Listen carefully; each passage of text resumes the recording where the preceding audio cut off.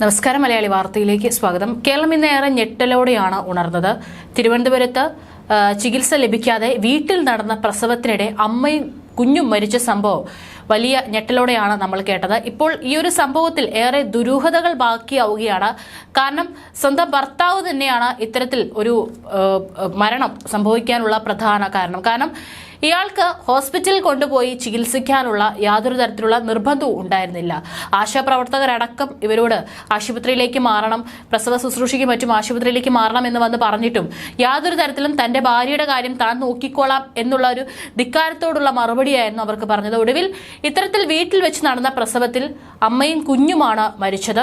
ഇപ്പോൾ ആ ഭർത്താവ് നയാസിനെതിരെ ഗുരുതരമായിട്ടുള്ള ആരോപണങ്ങളാണ് അയൽവാസികളടക്കം ഉയർത്തുന്നത്.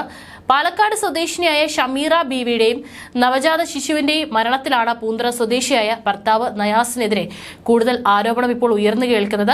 മക്കൾക്ക് പോളിയോ പോലും കൊടുക്കാൻ സമ്മതിക്കാത്ത വിചിത്ര സ്വഭാവക്കാരനാണ് നയാസ് എന്ന് അംഗനവാടി അധ്യാപിക പ്രഭ പറയുന്നു. മകളെ അംഗനവാടിയിൽ ചേർക്കാൻ പോലും ഇയാൾ വിസമ്മതിച്ചിരുന്നു. ഏറെ നിർബന്ധിച്ചതോടെ മകളെ മാത്രം ചേർത്താൽ മതി എന്ന് ഇയാൾ പറഞ്ഞു. എന്നാൽ മകളുടെ ജനന തീയതിയോ വിവരങ്ങളോ ഒന്നും തന്നില്ല. പിന്നീട് വിളിച്ചപ്പോൾ കുടുംബത്തോടൊപ്പം പാലക്കാട് പോയെന്ന് അറിയിച്ച് ഫോൺ കട്ട് ചെയ്യുകയായിരുന്നു ഇവർ പറയുന്നു. പകൽ വന്നാൽ വീട് അടച്ചിട്ടിരിക്കുകയായിരിക്കും, ഫോൺ വിളിച്ചാൽ എടുക്കില്ല, ആശാപ്രവർത്തകർ എത്തിയാൽ അവരെ വീട്ടിൽ കയറാൻ സമ്മതിക്കില്ല, വിഷയത്തിൽ നാട്ടുകാർ ഇടപെടേണ്ടതില്ലെന്നും തന്റെ ഭാര്യയെ എങ്ങനെ നോക്കണമെന്ന് തനിക്ക് അറിയാമെന്നും പറഞ്ഞ് ഇയാൾ നാട്ടുകാരെ അകറ്റുകയാണെന്നും ആരോപണമുണ്ട്. കുട്ടികൾക്ക് മിഷൻ ഇന്ദ്രധനുസിന്റെ ഭാഗമായുള്ള വാക്സിൻ നൽകുന്നതിന് രജിസ്റ്റർ ചെയ്യണമെന്ന് ആവശ്യപ്പെട്ടപ്പോഴും അതിനെയും ഇയാൾ എതിർത്തിരുന്നുവെന്ന് ആരോഗ്യ പ്രവർത്തകർ പറയുന്നു. കാർക്ക മണ്ഡപത്തിൽ എത്തുന്നതിന് മുൻപ് ഇവർ നെടുമങ്ങാടായിരുന്നു താമസിച്ചിരുന്നത്. അവിടെ നിന്ന് എത്തിയിട്ട് 8 മാസം മാത്രമാണ് ആയിട്ടുള്ളൂ. ഷമീറ ഗർഭിണിയാണെന്ന് സമീപവാസികൾ പോലും അറിഞ്ഞിരുന്നില്ല. വീടിന്റെ പടിയിറങ്ങാൻ ബുദ്ധിമുട്ടായിരുന്ന ഷമീറയോട് സംസാരിച്ചപ്പോഴാണ് ഗർഭിണിയാണെന്നും ആദ്യത്തെ 3 പ്രസവം സിസേറിയൻ ആയിരുന്നെന്നും അറിഞ്ഞതെന്ന് അയൽക്കാർ പറയുന്നു. ഇതറിഞ്ഞപ്പോൾ എത്രയും പെട്ടെന്ന് ആശുപത്രിയിൽ പോകണമെന്ന് അയൽക്കാർ പറഞ്ഞിരുന്നു. എന്നാൽ പിന്നീട് ഷമീറയെ മറ്റുള്ളവരുമായി സംസാരിക്കുന്നതിൽ നിന്ന് നിയാസ് തടഞ്ഞുവെന്നാണ് വിവരം. വീട്ടിൽ എന്താണ് നടക്കുന്നതെന്ന് തങ്ങൾക്ക് അറിയില്ലെന്നും അയൽവാസികൾ പറയുന്നു. ഷമീറ മരിച്ച ദിവസം ഒരു വാഹനത്തിൽ പെൺകുട്ടിയുമായി നയാസ് വരുന്നത് കണ്ടുവെന്നും ഇവർ പറയുന്നുണ്ട്. ഇത് നയാസിന്റെ മണക്കാട് താമസിക്കുന്ന മറ്റൊരു ഭാര്യയിലുള്ള മകളാണെന്നാണ് വിവരം.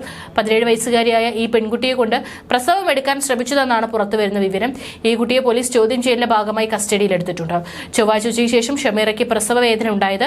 അമിത രക്തസ്രാവം ഉണ്ടായി ഷമീറ ബോധരഹിതയായി. തുടർന്ന് ഭർത്താവ് ആംബുലൻസ് വിളിച്ച് കിള്ളിപ്പാലത്തെ സ്വകാര്യ ആശുപത്രിയിൽ എത്തിച്ചെങ്കിലും നേരത്തെ തന്നെ അമ്മയും കുഞ്ഞും മരണപ്പെട്ടതായി ഡോക്ടർമാർ അറിയിക്കുകയായിരുന്നു. എന്നാൽ വിവരം പുറത്തറിഞ്ഞ പ്രദേശവാസികളുടെ പരാതിയെ തുടർന്ന് പോലീസ് കേസെടുത്തതിന് ശേഷമാണ് രാത്രി 10:30 ശേഷമാണ് മരണത്തിലെ ദുരൂഹത പുറത്തായത്. പിന്നീട് കേസെടുത്ത നേമം പോലീസ് നയാസിനെ അറസ്റ്റ് ചെയ്യുകയായിരുന്നു. വിഷയത്തിൽ പോലീസിനെതിരെയും ആക്ഷേപങ്ങൾ ഉയരുന്നുണ്ട്.